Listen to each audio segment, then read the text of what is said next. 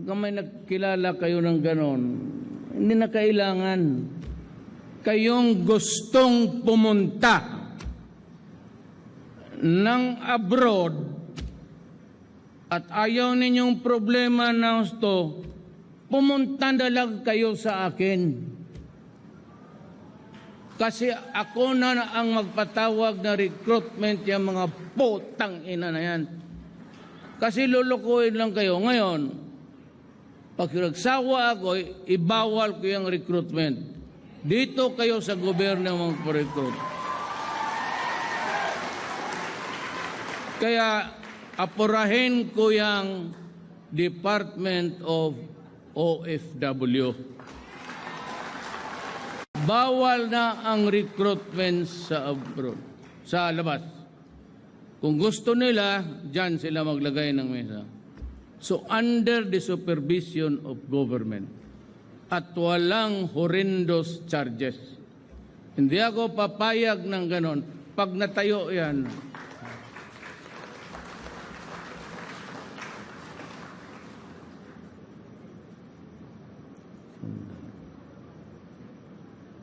matapos mo vote before December, magtayo ka na siguro. Kaya mo, Department of OFW, kaya mo December?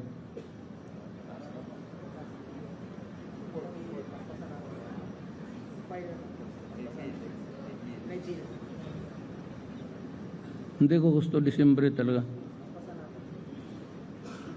O December na. Ayan ang by December. Buong Pilipinas to. Bawal na yung recruitment dyan sa labas na punta ka doon. Doon ka may kapag-deal, may listahan doon. Mamili ka na lang kung sino ang gusto mo. At yan, regulated.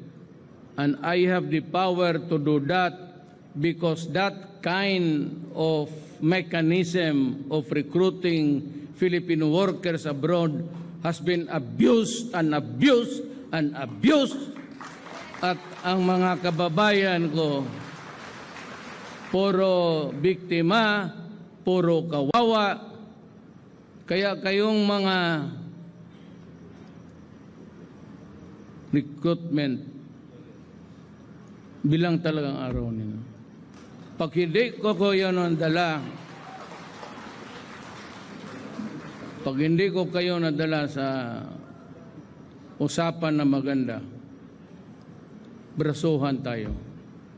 Pag nagbrasuhan tayo, kayo ang matatalo. Sigurado. Parinig ninyo?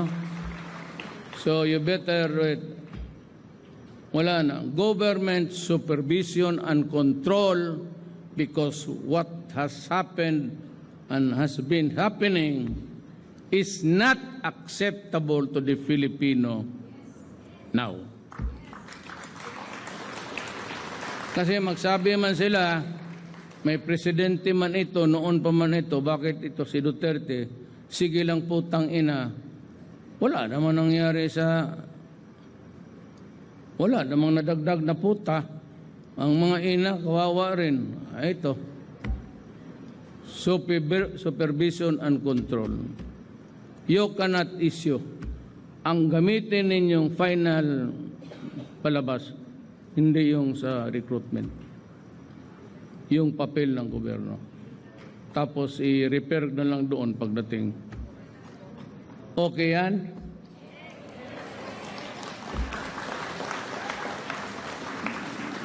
Marami na ba na biktima tayo dito sa putang inang yan? Marami na kayo na biktima? O pag-uwi ninyo ngayon, bukas maaga kayo magising, dala kayo ng kung ano, patayin mo yung mga putang inang yan. Hindi na talaga ako papayag. Ba't na nila papayag? Government control. Ilagay ko sa supervision and control. Inaabuso ng mga putang ina. Pati yung labor. So, bigay ko siguro sa Basta ibigay ko sa matino yan.